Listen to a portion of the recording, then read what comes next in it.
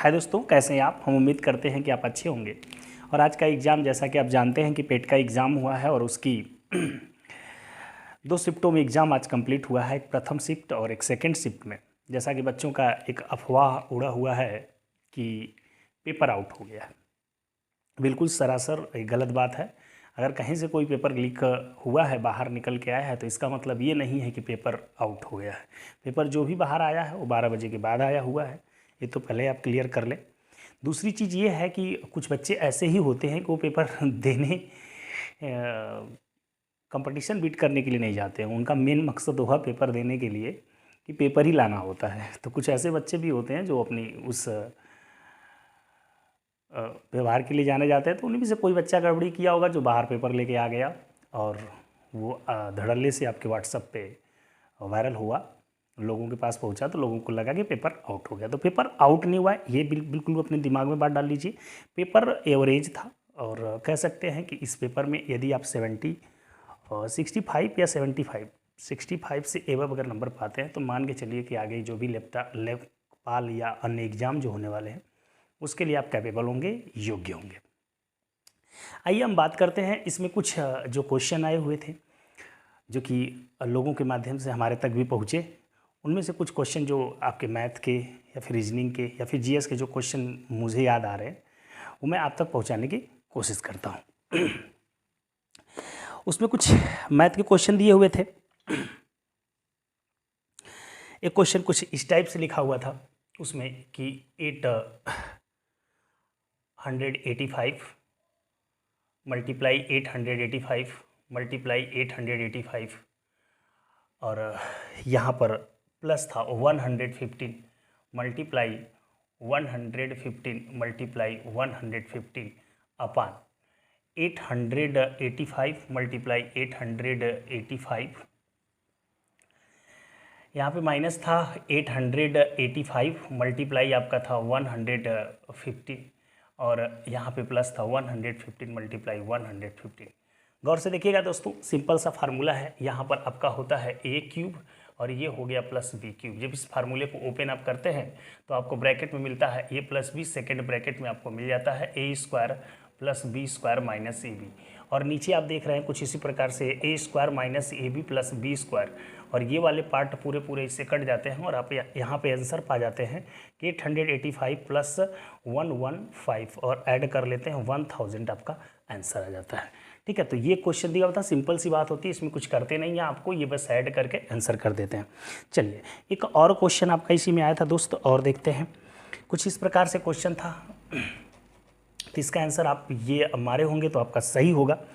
एक और क्वेश्चन था √5 माइनस √3 अपान था आपका √5 प्लस √3। कुछ इस प्रकार से क्वेश्चन था। इसको आप करेंगे परमेयीकरण, हल कर लेंगे। जैसे परमेयीकरण क्या होता है, नीचे का चिन्ह, बीच का चिन्ह बदल करके ऊपर नीचे उसी से क्या कर लेते हैं, मल्टीप्लाई कर लेते हैं। तो यहाँ पर हम अगर मल्टीप्लाई कर ले तो यहाँ पर देखेंगे ऊपर ए स्क्वायर ए माइनस बी का होल स्क्वायर बन रहा है, नीचे ए स्क्वायर माइनस बी स्क्वायर। जब इसको ओपन करेंगे ए माइनस बी के होल स्क्वायर पे मतलब √5 का स्क्वायर प्लस √3 का, तो √5 का 5, √3 का 3 माइनस 2 √5 मल्टीप्लाई √3 करेंगे और अपान आप क्या करेंगे, नीचे ए स्क्वायर माइनस बी स्क्वायर, तो √5 का स्क्वायर 5, √3 का स्क्वायर 3, 5 3 8 हो जाएगा, माइनस 2 करड़ी में 15, नीचे आपका 2, ऊपर से अगर 2 कॉमन ले लेते हैं तो आपका हो जाएगा 4 माइनस √15 और नीचे 2 से 2 कट जाएगा और आपका ये आंसर हो जाएगा 4 माइनस √15 आपका क्या हो जाता, आंसर हो जाता। आइए दोस्तों नेक्स्ट कुछ क्वेश्चन और देखते हैं। कुछ क्वेश्चन आए हुए थे साइंस के भी, जिसमें आपका लिखा हुआ था प्रकाश वर्ष किसके मापन की इकाई होती है। तो प्रकाश वर्ष आप जानते हैं कि निर्वात में प्रकाश द्वारा तय की गई दूरी होती है। प्रकाश वर्ष क्या होता है, निर्वात में प्रकाश द्वारा तय की गई दूरी, निर्वात में प्रकाश द्वारा तय की गई दूरी होती है। तय की गई क्या होती है दोस्तों, दूरी होती है। निर्वात में प्रकाश द्वारा तय की गई दूरी होती है। एक आया था ब्लीचिंग पाउडर का रासायनिक नाम। चौथा अगर हम अपने तरफ से देखें तो क्वेश्चन मैथ का तीसरा, चौथा देखते हैं। ब्लीचिंग पाउडर का रासायनिक नाम क्या होता है, तो CaOCl2 जिसको हम कहते हैं कैल्शियम ऑक्सी क्लोराइड, ये आपका था ब्लीचिंग पाउडर का रासायनिक नाम। ब्लीचिंग पाउडर, ब्लीचिंग पाउडर का रासायनिक नाम आपका था। पांचवा एक और क्वेश्चन उसमें आया था कि 18 कैरेट जो था 18 कैरेट सोना को कह रहा था कि 18 कैरेट सोना खरे का कितना प्रतिशत होता है। तो आप जानते हैं कि 24 कैरेट जो होता है सोना वो शुद्ध सोना माना जाता है। तो 24 कैरेट में कितना है, ये 18, 100 का मल्टीप्लाई कर देंगे पता चल जाएगा। 6 3 18, 6 4 को 24, 4 से काटेंगे 25, 25 यहाँ क्या आ जाएगा 75%। तो इसका आंसर क्या आ जाता था 75%। अगर मैं छठे क्वेश्चन की बात कर लूँ, एक क्वेश्चन और आया था कि संतरे में बहुतायत मात्रा में होती है। तो संतरे में विटामिन सी की मात्रा सबसे ज़्यादा होती है।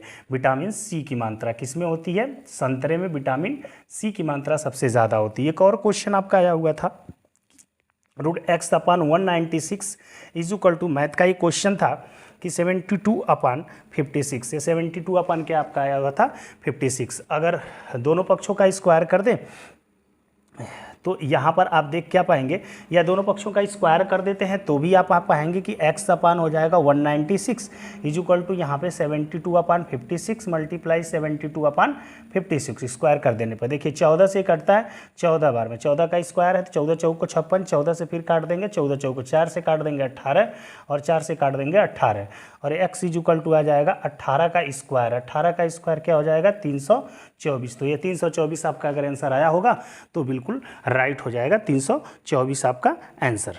और कुछ क्वेश्चन दोस्तों आए हुए थे। एक क्वेश्चन आया था कि किसी टीवी के सेट का जो टीवी के सेट का जो मूल्य है वो 30% घटा दिया गया। आय पर फर्क पूछ रहा था इसमें कि आय पे कितना परसेंट पड़ेगा। 30% मूल्य को क्या कर दिया गया, उसके घटा गया, जिससे क्या होती है वृद्धि, उसके बिक्री में जो होती है वृद्धि 20% की हो जाती है। तो आपको फार्मूला मालूम है +-x +-y +-xy अपन क्या होता है 100 होता है आय में, या जो भी वृद्धि होती है वो आपका ये फार्मूले के माध्यम से। तो माइनस में चूँकि वो उसके जो दाम में वृद्धि कमी हो गई है और जिसकी वजह से कि उसके जो दाम में उसने क्या कर दिया है कमी कर दिया है, जिससे वृद्धि हो गई जो बेचने की वो 20% बढ़ जाती है। तो माइनस से भी ये हो जाएगा, गुणा कर देंगे तो 30 3 दूना के 600 यहाँ पे हो जाएगा, यहाँ पे हो गया 0, 2 0 कट गया, ये आ जाएगा -36 में से अगर 20 निकल जाएगा तो आ जाएगा -16। माइनस क्या दिखाता है, कमी दिखाता है। तो 16% का क्या हो जाएगा वहाँ पे कमी हो जाएगा। अगर ये क्वेश्चन आया था तो 16% की कमी आपकी हो जाएगी यहाँ पे। इसके बाद यहाँ पर था कि 35 खिलाड़ियों का चार खिलाड़ी थे, उनका औसत था। देखिए एन टी एक विशेष फार्मूला होता है। एन का मतलब नंबर, ए का मतलब एवरेज, टी का मतलब टोटल। तो एन और ए का गुणा करते हैं तो टोटल हमारा आ जाता है। हमने कितने क्वेश्चन देख लिए, 7। ये मैंने 8वां क्वेश्चन देख लेते हैं, ये 9वां क्वेश्चन भी देख लेते हैं। यहाँ पर कह रहा है कि 4 हैं, इनका एवरेज बता रहा है 18.5 हैं। कह रहा है यदि कोच की उम्र को शामिल, कोच शामिल हो जाएगा तो कितने लोग आ जाएंगे 5। कह रहा कोच की उम्र को शामिल कर दिया जाए तो औसत में क्या होता है 20% की वृद्धि। जो औसत पहले थी 18.5, इसमें 20% की यदि वृद्धि कर देंगे तो 120 हो जाएगा। 0 से 0 कट ही गया, 12 25 60 को 0, अब 12 बट्ठे कितना 12 25 60 को 0, अब 12 बट्ठे कितना 96 और 6 जोड़ देंगे तो 102 हो जाएगा। 10 हासिल, 12 कम 12 10 22 और 1 अंक पे दशमलव, एक ठो 10 से भाग देंगे तो 2 अंक पे दशमलव, 22 दशमलव कितना आ जाएगा 22.2 कितना 5 लोगों का औसत। गुणा कर देंगे तो ये आ जाएगा 111 और ये गुणा कर देंगे तो हो जाएगा 74, अंतर कर देंगे तो कितना आ जाएगा 37। तो 37 आपका किसका उम्र हो जाएगा, उस कप्तान की उम्र हो जाएगी। किसकी उम्र हो जाएगी, वो कोच जो था, कप्तान नहीं जो कोच था उसकी उम्र हो जाएगी। ठीक है, आगे आइए देखते हैं 10वां क्वेश्चन। हाँ दोस्तों, तो आप 10वां क्वेश्चन एक आया था कि करो मरो का नारा किसने दिया था। करो या मरो का नारा तो महात्मा गांधी आप जानते हैं, महात्मा गांधी ने दिया था, महात्मा गांधी ने दिया था। ठीक है, महात्मा गांधी ने दिया था, ये आपको पता है। और क्वेश्चन आया था दोस्तों, और क्या क्वेश्चन आया था, काजीरंगा राष्ट्रीय उद्यान। काजीरंगा राष्ट्रीय उद्यान के बारे में आया था कि काजीरंगा, तो आपको पता है कि असम में पड़ता है काजीरंगा। और आया था दोस्तों कि लाइट हाउस परियोजना। अगर हम 12 देखें तो लाइट हाउस परियोजना की बात किया था कि पटना में, ये लाइट हाउस परियोजना जो है कि आप क्या पटना में क्रियान्वयन इसका नहीं हुआ था, तो इसका आंसर ये हो जाएगा। 13वां एक आंसर क्वेश्चन आया हुआ था द बोल्ड से, तो ये बोल्ड परियोजना की बात बोला था कि बोल्ड परियोजना कहाँ है, तो राजस्थान। बोल्ड परियोजना कहाँ से आरंभ हुई थी, तो राजस्थान। तो अगला आंसर कहते हैं 14वां में आया था कि सूर्य के सबसे नज़दीक कौन ग्रह है? तो सूर्य के सबसे नज़दीक ग्रह कौन हो जाएगा? बुध हो जाएगा।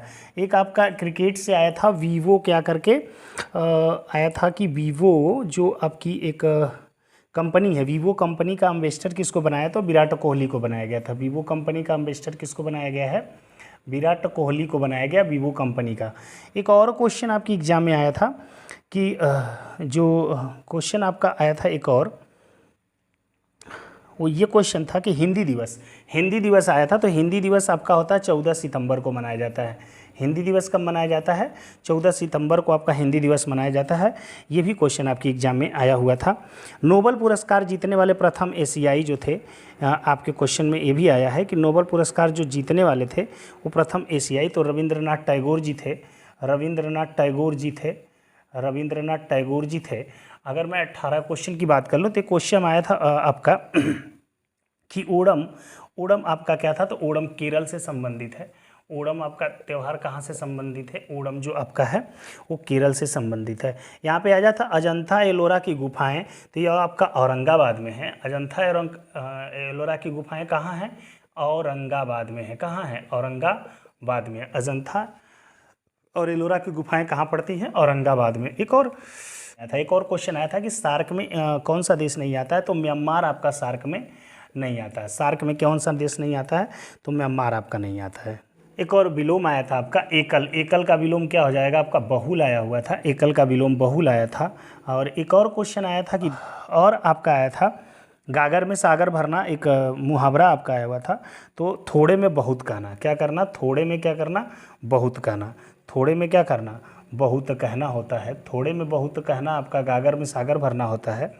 शुद्ध वर्तनी आई थी, महत्वाकांक्षा लिखना था।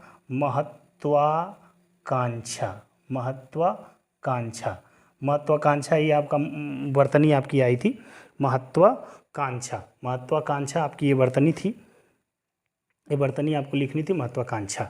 ठीक है, आगे और क्वेश्चन कितना देख लिया था? 21। तो 22 देखते हैं। 22 पे आ जाते हैं। 22 पे देखने की कोशिश करते हैं। तो 22 पे आप जब देखने के लिए आएंगे तो दिया हुआ था शासनकाल में जो दिया हुआ था क्वेश्चन था कि शेरशाह सूरी, अकबर, अलाउद्दीन खिलजी, इल्तुतमिश। तो शेरशाह सूरी था, क्या था? शेरशाह सूरी था।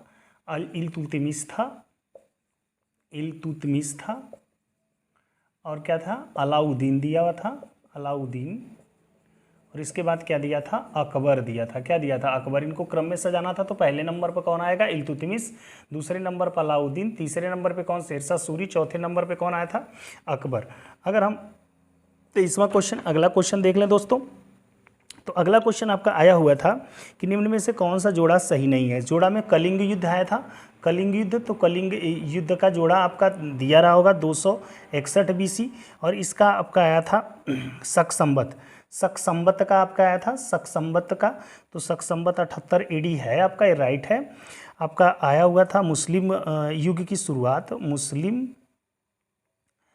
मुस्लिम युग की शुरुआत आया था। तो मुस्लिम युग की शुरुआत भी आपका दिया हुआ था 622, ये भी राइट था। औरंगजेब का दिया था, औरंगजेब का जो दिया था, औरंगजेब की जो मृत्यु हुई थी इसमें 1709 दिया हुआ, यही रॉन्ग है। यह है 1700 क्या आपका 7 है दोस्तों।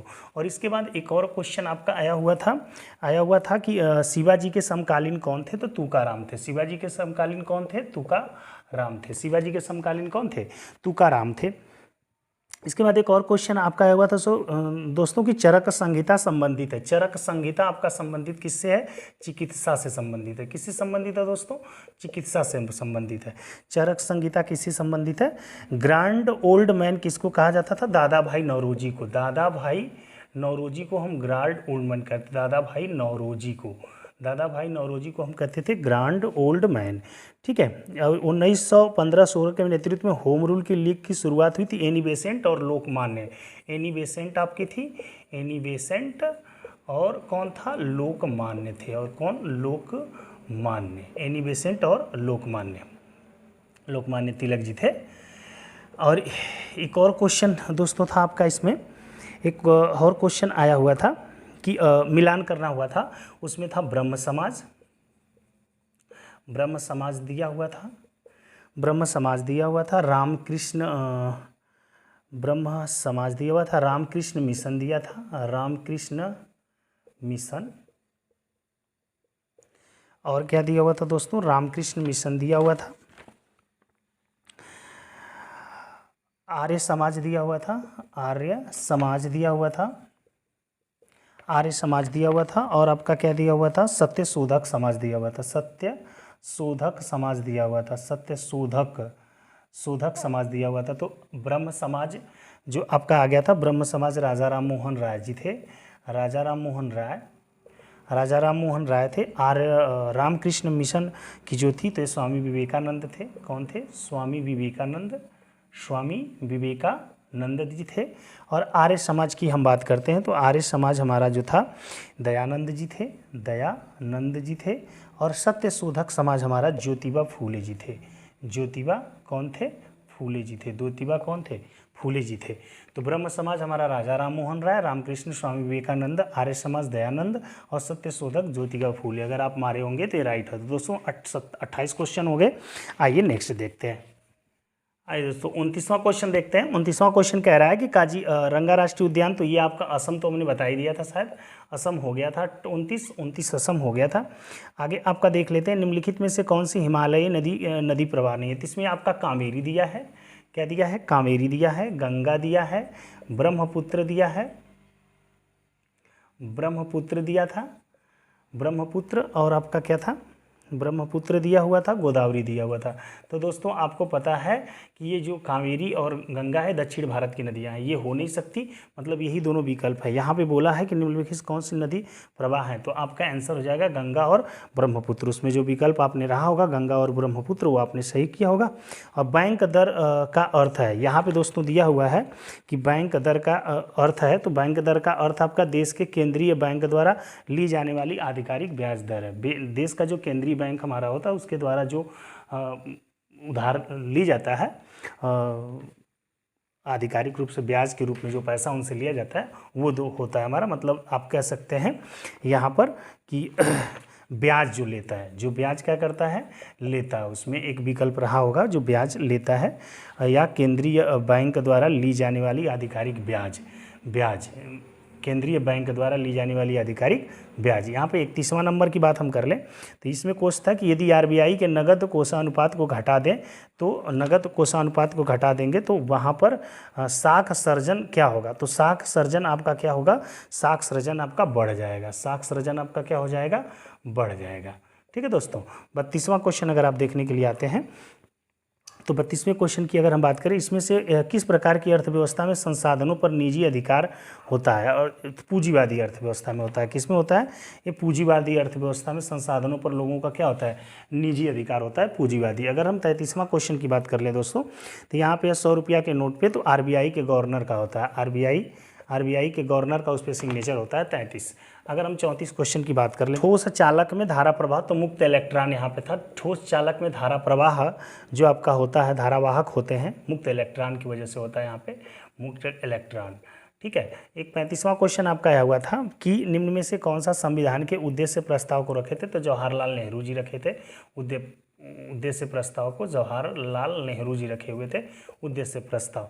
यहाँ पे अगर नेक्स्ट क्वेश्चन की बात कर लेते हैं तो नेक्स्ट क्वेश्चन की आपकी जो बात हो जाएगी, तो बात ये हो जाएगी कि जब सुभाष चंद्र बोस ने भारतीय राष्ट्रीय कांग्रेस के अध्यक्ष पद से इस्तीफा दे दिया था, तो इस पद का प्रस्ताव किसे दिया गया था, तो डॉक्टर राजेंद्र प्रसाद को दिया गया था। इस पद का प्रस्ताव किसे दिया गया था, डॉक्टर राजेंद्र प्रसाद को दिया गया था इस पद का प्रस्ताव। ठीक है, डॉक्टर राजेंद्र प्रसाद को दिया गया था। कुछ इंग्लिश के क्वेश्चन भी दोस्तों आए थे। इंग्लिश के क्वेश्चन आपके क्या आए थे कि आया था कि फेमस का आपका शायद आया हुआ था कि फेमस का आपका आया हुआ था। 37वां देख रहे हैं कि फेमस का आपका सिनोनिम क्या है, तो फेमस का क्या हो जाएगा, पॉपुलर। उसमें एक विकल्प आया था तो पॉपुलर सही हो जाएगा। एक और क्वेश्चन उसी में था कि ट्रांसपेरेंस का एंटोनिम, ट्रांसपेरेंट का हो जाएगा ओपेक्यू हो जाएगा, ट्रांसपेरेंट का अपोजिट हो जाएगा ओपेक्यू। अगर 39 क्वेश्चन की बात कर लें तो 39वां क्वेश्चन देखते हैं दोस्तों। तो यहाँ पे हमके लाइट हाउस परियोजना आपको बता दी थी कहाँ पे नहीं होती है, पटना में। लाइट हाउस परियोजना कहाँ पे नहीं थी, तो पटना में थी। बोल्ड आपका था बात, तो बोल्ड भी मैंने बता दिया था राजस्थान में। अगर अब अगला क्वेश्चन एक दिया हुआ था कि संयुक्त राष्ट्र कोविड योजना के अनुसार मुफ्त वैक्सीन पाने वाला, तो ये आपका घाना था। कौन था मुफ्त वैक्सीन पाने वाला, कौन था आपका, घाना था। स्मार्टफोन बीओ का प्रचार मैंने आपको बता दिया था। स्मार्टफोन बीओ वाला कौन, कोहली था। स्मार्टफोन बीओ वाला कौन सा, हाँ ये एक था नेपाल बॉर्डर, यहाँ पर आपका था नेपाल। नेपाल जो होता है भारत के कितने राज्यों से, तो उधर उत्तराखंड है, उधर उत्तर प्रदेश हो जाएगा, उत्तराखंड। 5 राज्य होते हैं, उत्तराखंड हो जाएगा। उत्तराखंड, उत्तर प्रदेश आपका है, उत्तर प्रदेश है। इसके बाद आपका सिक्किम हो जाएगा। इसके बाद सिक्किम के बाद आपका कौन आ जाएगा, पश्चिम बंगाल आ जाएगा। पश्चिम बंगाल के बाद आपका बिहार आ जाता है। ये 5 राज्यों से इसकी सीमाएं क्या होती हैं, सटी होती हैं। आइए जरा 42वां क्वेश्चन देखते हैं दोस्तों। दोस्तों 42 क्वेश्चन हो गए थे, 43वां देखते हैं। 43वें क्वेश्चन में कुछ रीजनिंग के भी क्वेश्चन आए थे, जिसमें दिया हुआ था कि पक्षी विज्ञान का संबंध पक्षी से है। पक्षी विज्ञान का संबंध आपका किससे है, पक्षी विज्ञान का संबंध बोल रहा था पक्षी से है। तो उसी प्रकार ये कह रहा है कि उसी प्रकार आप बताइए कि नृविज्ञान का संबंध किसके होगा, नृविज्ञान का संबंध किससे होगा दोस्तों। तो यहाँ पर आपका मानव विकल्प में रहा होगा, मानव आपका राइट आंसर हो जाएगा। नृविज्ञान का संबंध मानव से होगा। 44 क्वेश्चन की बात कर लेते हैं दोस्तों। 44 क्वेश्चन की बात कर लेंगे तो उस शब्द दिया हुआ था, उसमें दही दिया हुआ था, भिन्न आपको निकालना था, दही था। और एक आपका था मक्खन था, क्या था, मक्खन था। और एक आपका था तेल था, और एक आपका क्या था, पनीर था। तो आप देख पाएंगे दही है, मक्खन है, तेल है और पनीर है। तो सब दूध से बन जाते हैं ये तीनों, लेकिन ये दूध से बनता नहीं, तो यहाँ पे तेल अलग हो जाएगा। यहाँ पे 45वां क्वेश्चन दिया जाएगा। तो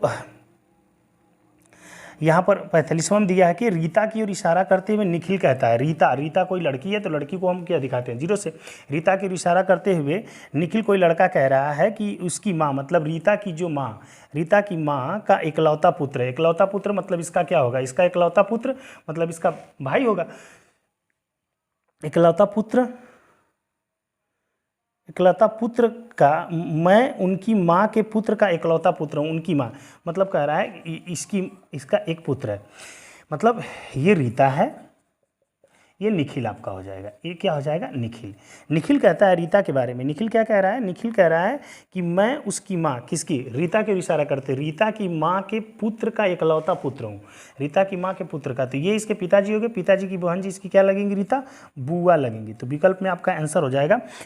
जो बचे हुए शेष क्वेश्चन है दोस्तों 42-43 क्वेश्चन हो गए थे। कितना अब उसके आगे चलते हैं, हम आगे चल के देख लेते हैं कि और क्वेश्चन क्या हमारे बचे हुए हैं। जैसे सलालपन परियोजना आपका आया था, सलालपन परियोजना हम देख लेते हैं। ये आपका चिनाव नदी पर है। किस नदी पर है, चिनाव नदी पर है सलालपन परियोजना। इसके बाद आया था बसंत विषु, जो होता है 21 मार्च को होता है। कब होता है, 21 मार्च बसंत विषु जो आपका होता है 21 मार्च है। खेतड़ी परियोजना जो थी आपकी, खेतड़ी परियोजना जो आपकी थी वो आपका था राजस्थान में, और ताबा से संबंधित होता है। किससे संबंधित होता है, ताबा से संबंधित होता है। काजीरंगा असम में मैंने बता ही दिया था आपको। बाकी आपका क्वेश्चन दोस्तों था फेमा का फुल फॉर्म आपको बताया गया था। तो फेमा का फुल फॉर्म आपका था foreign exchange management act. Foreign आपका दिया हुआ था इसमें कि फॉरेन एक्सचेंज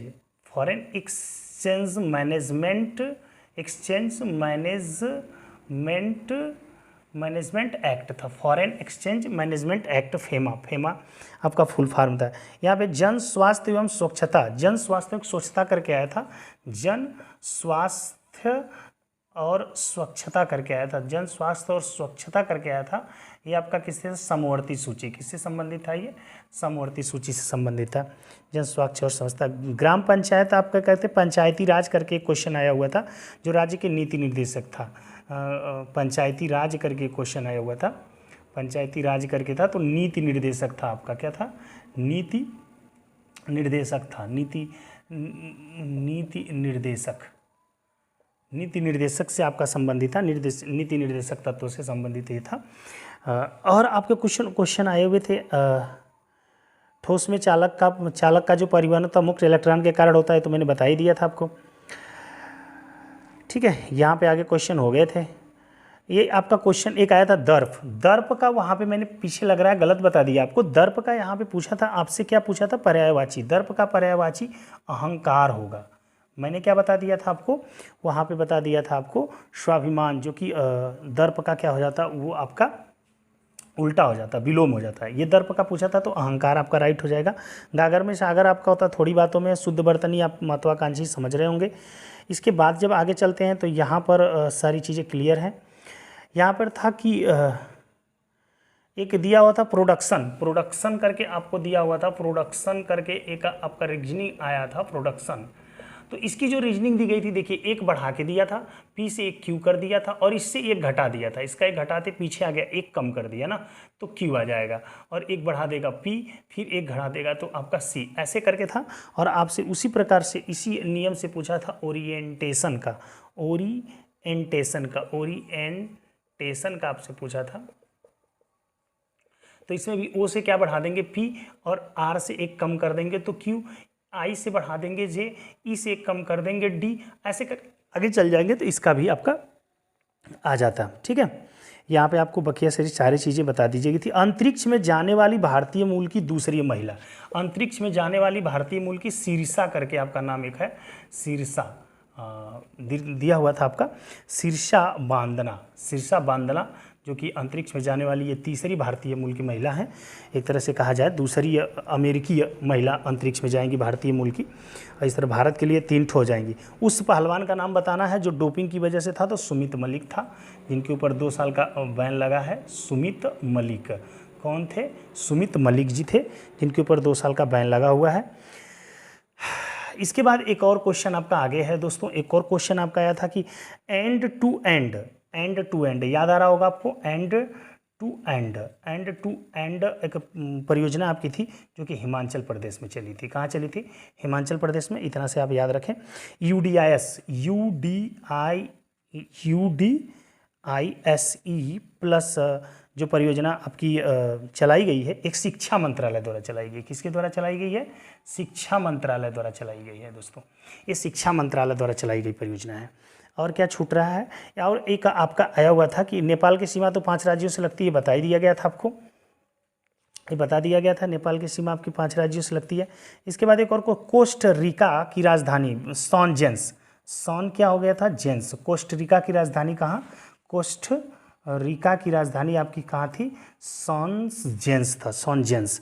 ठीक है, अजंता ये हो गया था। केंद्र शासित प्रदेश लक्षद्वीप की आधिकारिक भाषा जो है मलयालम, और आपकी थे लक्षद्वीप की आधिकारिक भाषा मलयालम, और क्या आपका अंग्रेजी है। लक्षद्वीप की जो आधिकारिक भाषा है वो आपका क्या है? मलयालम या फिर अंग्रेजी थी। तो मलयालम विकल्प में था, आप राइट मार दिए होंगे। हिंदी दिवस बता दिया गया आपको। सार का आपका पता है। नोबेल पुरस्कार सूर्य के नज़दीक आपका हो गया। केंद्र शासित प्रदेश ठीक है, यहाँ पे हो गया ओणम, तो आपका केरल हो गया। और इसमें एक नितांत आया था। नितांत मतलब होता है भली भांति, जो आपके पैराग्राफ में दिया हुआ था।